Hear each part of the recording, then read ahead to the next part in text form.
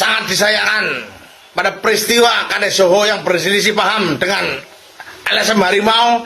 Di situ ada Kapolsek Mandiraja yang mengatakan, yang tidak manut hajar saja, saya yang bertanggung jawab. Bagi saya itu adalah kata-kata seorang preman, bukan kata-kata seorang anggota polisi. Karena tugas polisi adalah mengayomi dan melindungi masyarakat, bukan memerintahkan untuk menghajar, dan malah dia yang berani bertanggung jawab. Itu suatu tindakan yang konyol bagi saya. Polres Subang yang telah berhasil menangkap oknum LSM. Teman-teman, seorang kades dari Jawa Tengah berkunjung ke Jawa Barat menemui Kang Deddy Mulyadi. Ya, tidak lain dan tidak bukan, seseorang yang mungkin dan bahkan saya katakan sangat-sangat mungkin Anda kenal. Kades Hoho berkunjung ke KDM atau ke Lembur Pakuan. Videonya sudah tayang di KDM Channel, silahkan teman-teman simak di sana. Cuma di sini ada pembahasan menarik ya. Ketika sekarang tuntutan dari orang-orang yang melihat bahwa Kades Soho ini diberlakukan secara berlebihan untuk mencari pelaku dari orang-orang secara penuturan peristiwa yang langsung disampaikan oleh Kades Soho, terjadinya kontak fisik atau pemukulan secara fisik. Maka kemudian yang seperti ini jika terjadi dalam perspektif apapun dan perspektif manapun tidak dapat dibenarkan. Oke, coba kita lihat dulu bagaimana kemudian keterangan-keterangan itu yang bisa kita lihat, bisa kita simak teman-teman, silakan. Seolah-olah biar banyak, biar seolah-olah warga sini kayak gitu. Mohon maaf, saya dari dulu tidak pernah melibatkan warga saya. Saya tidak pernah ngompori warga saya untuk melawan, ya. Karena apa? Saya kepala desa. Saya harusnya melindungi warga saya, ya.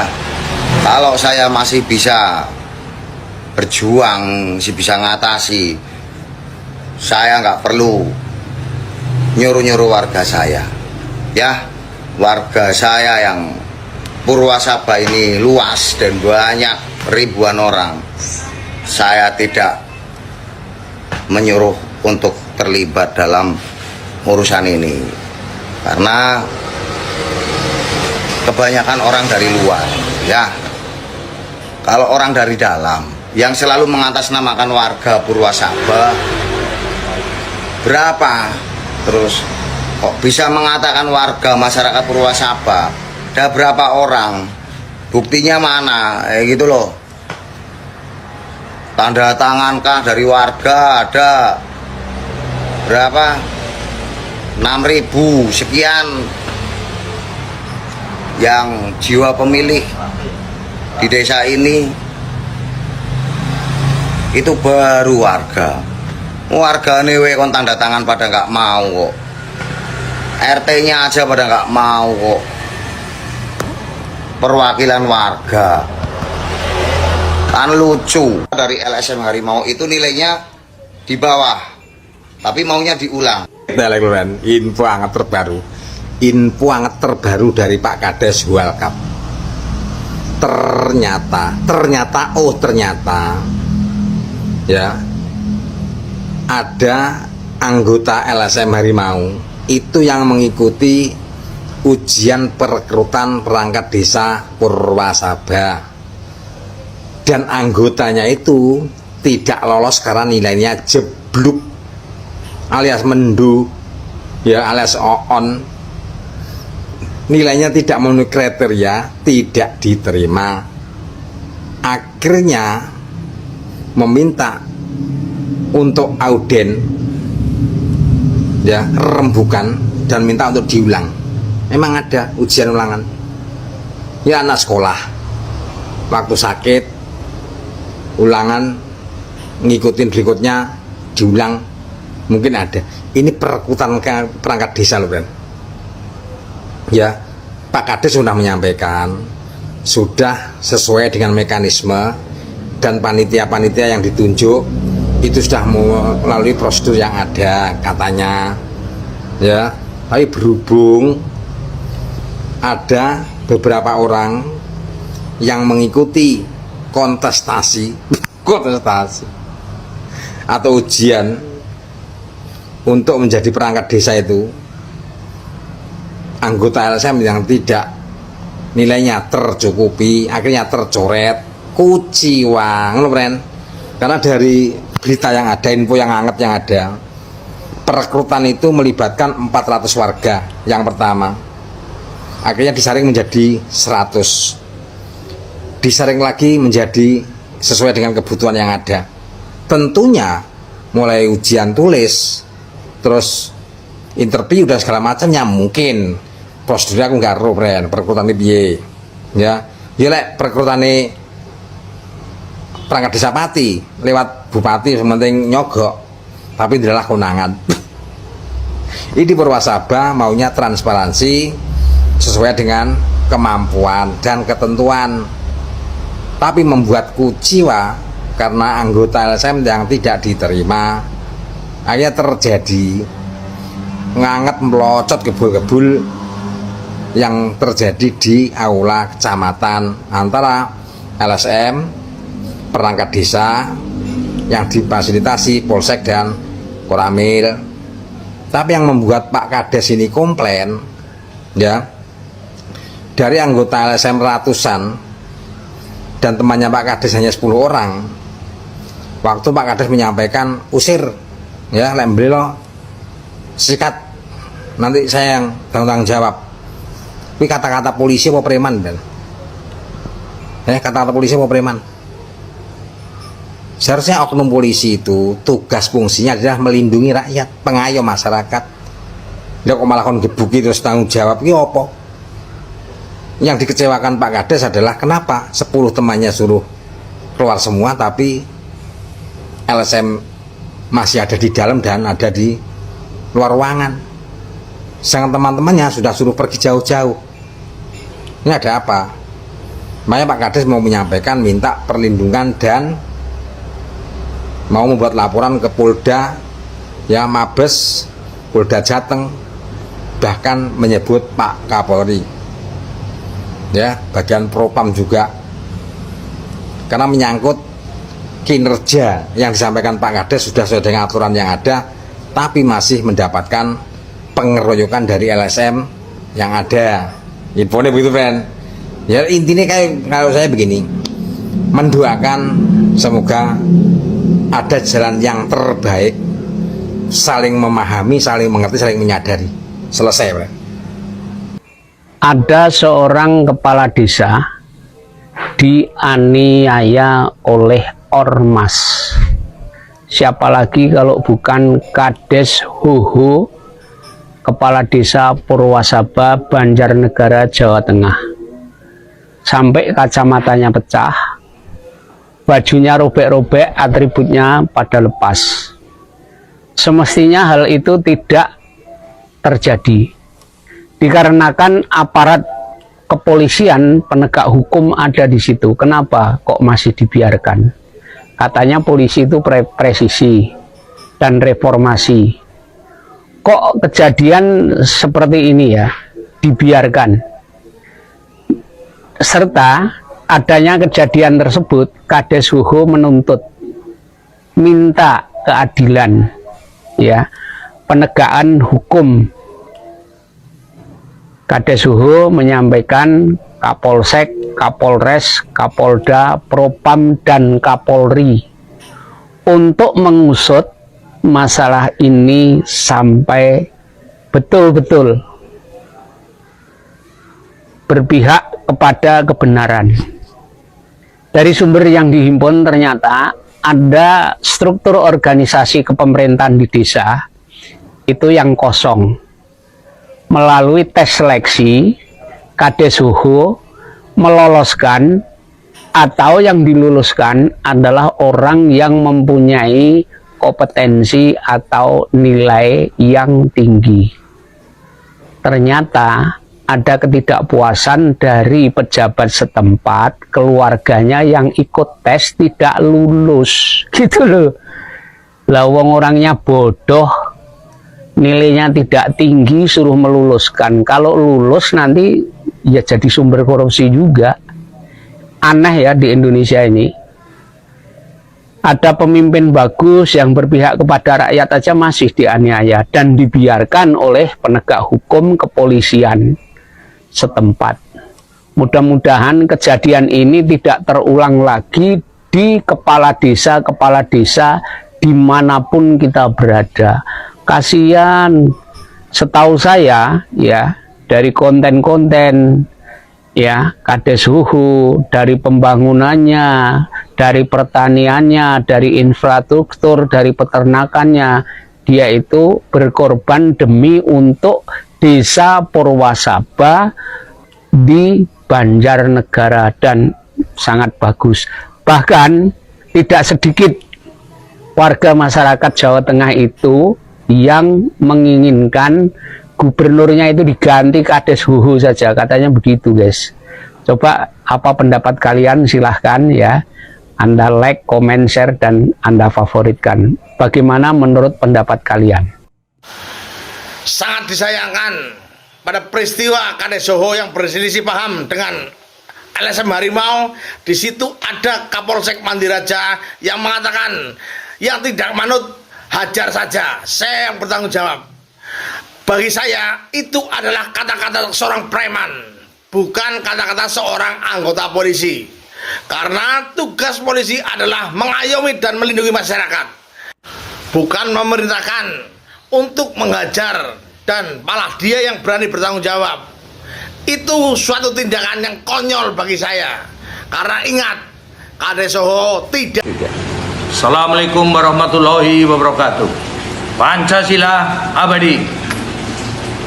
Saya Ketua MPC Pemuda Pancasila Kabupaten Banjarnegara akan menanggapi postingan yang beredar di media sosial terkait acara bagi tajil dan buka bersama yang dilakukan oleh Sekuat Nusantara, Pemuda Pancasila dan GRIP di dalam akunnya Huhu. Saya tegaskan di sini bahwa itu pemuda Pancasila mana? Karena kita tidak ada komunikasi, tidak ada koordinasi, apalagi ada komitmen dengan Sekuat Nusantara ataupun Huhu. Kita tidak ada urusan dengan mereka. Karena apa? Di waktu yang sama juga ada kegiatan bagi tajil dan buka bersama yang dilakukan oleh kubu yang sedang berseteru dengan Huhu, berseberangan dengan Huhu. Dan saya himbau untuk seluruh anggota Pemuda Pancasila MPC Kabupaten Banjarnegara untuk tidak ikut dan tidak berperan dalam kegiatan tersebut. Karena apa? Kita paham, bagi tajil dan buka bersama merupakan acara yang bagus. Tapi kalau untuk kepentingan tertentu, untuk kepentingan seseorang, saya rasa kita bisa berpikir dewasa dan berpikir cerdas. Pakailah akal sehat. Terima kasih. Wassalamualaikum warahmatullahi wabarakatuh. Pancasila abadi. Rakanak terus.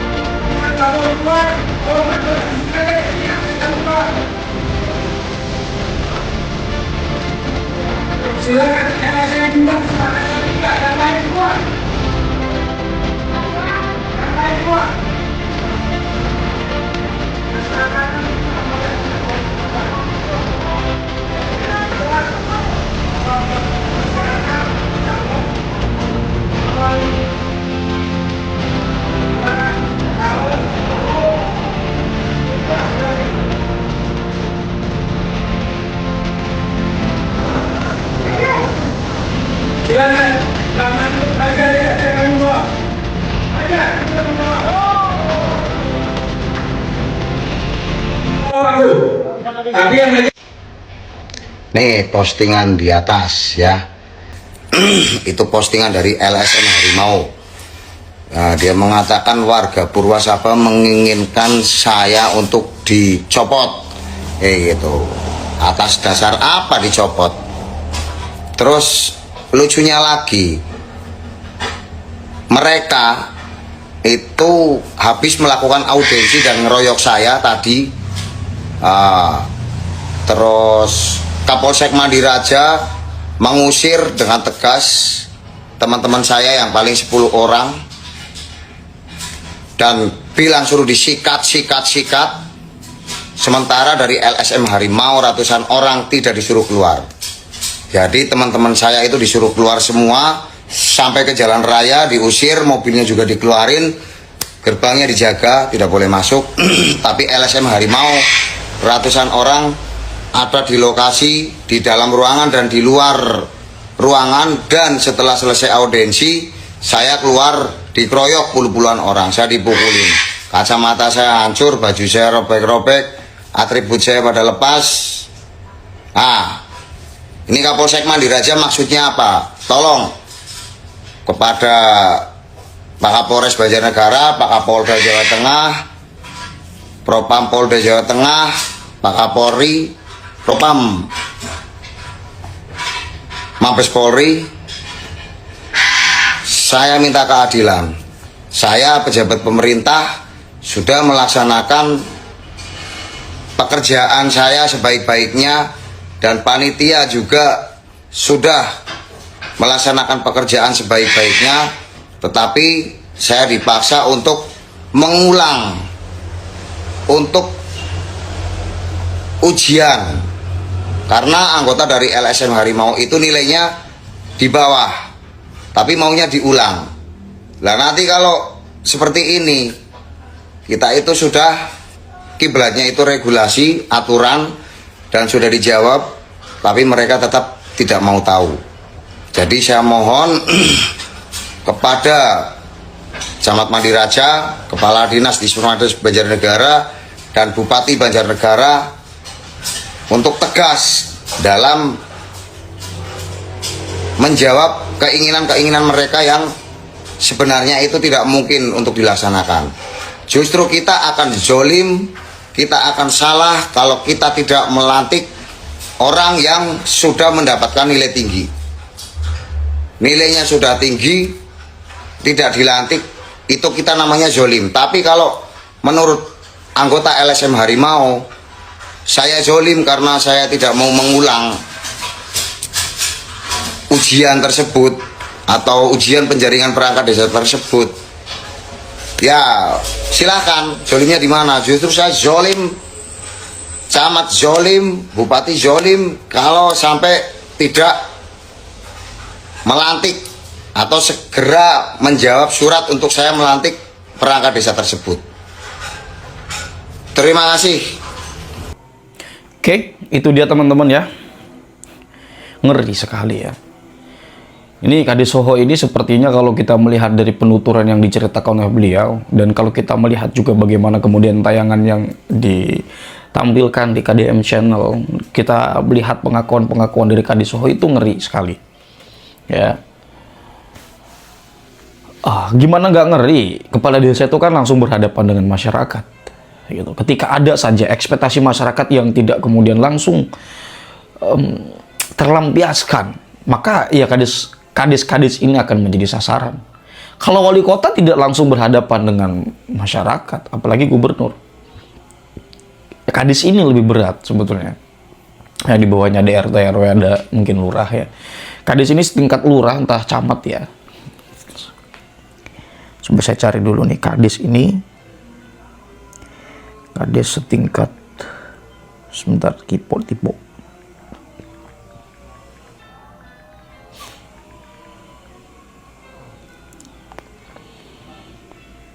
Lurah ya, setingkat dengan lurah. Ya, tidak terlalu tinggi jabatan itu di tatanan masyarakat, tetapi fungsinya sangat luar biasa. Seorang kepala desa itu, mereka langsung berhadapan dengan masyarakat, langsung menginstruksikan tugas atau arahan dari atasan, program-program pemerintah yang dimana dia menjalin atau mengerjakan tugas di daerah itu, kabupaten itu, dia harus jalani dan harus berhadapan dengan masyarakat. Jadi untuk masyarakat agar bisa mengakses kepada Kades itu sangat jauh lebih mudah ketimbang kepada bupati misalnya, gitu. Coba teman-teman berikan pendapat kalian mengenai fenomena Kades Soho ini. Siapa tahu kita bisa menemukan satu hal menarik dari peristiwa tersebut. Kurang lebihnya saya mohon maaf. Hadanallahu wa iyyakum ajma'in. Salam cinta damai untuk semuanya, untuk NKRI tercinta. Wallahu huwal muwaffiq ila aqwamit thoriqin. Wassalamualaikum warahmatullahi wabarakatuh.